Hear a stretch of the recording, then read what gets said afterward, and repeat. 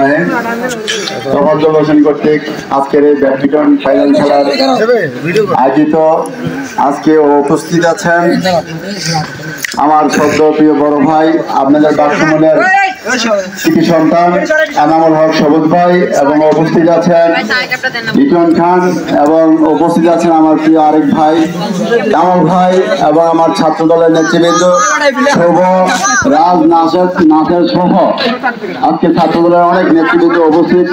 আসলে আজকে যে দুটি দল খেলছে খুব সুন্দর খেলা খেলেছে আমি দেখলাম।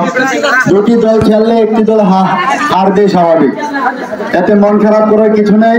ইনশাল্লাহ আগামীতে যেন তোমরা খুব সুন্দরভাবে খেলা উপভোগ করতে পারো আমি এই দোয়া তোমাদের জন্য করছি। আর বিশেষ করে হচ্ছে র্যাকেট খেলাটা হলো আমার সবচেয়ে প্রিয় একটি খেলা। আমি এই খেলাটা বিগত 15 বছর যাবৎ খেলি। আমি যখন খেলতাম তখন আমি বরিচুন, জগৎপুর, আরাক, তারপর হলো তোমার ওই যে বামনপাড়া, হরিণদাড়া, এইসব জায়গা থেকে আমি টানা 10 বছর চ্যাম্পিয়ন ছিলাম। আমি একক খেলতাম, ডাবলে খেলতাম, আমি টানা চ্যাম্পিয়ন হয়েছিলাম অনেকবার। অনেক জায়গা থেকে আমি তোমার ফাইনাল খেলার চ্যাম্পিয়ন ট্রফি নিয়ে আসছি। এই খেলা হলো আমার সবচেয়ে ফেভারিট একটা খেলা। আমি সকলকে এই খেলার জন্য অনেক অনেক ধন্যবাদ জানাই।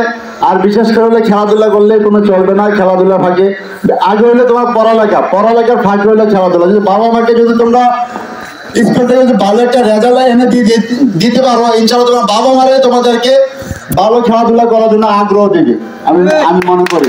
আমি সকলকে ধন্যবাদ জানিয়ে আমি আমার বক্তব্য শেষ করছি। সবাইকে ধন্যবাদ। আসসালামু আলাইকুম।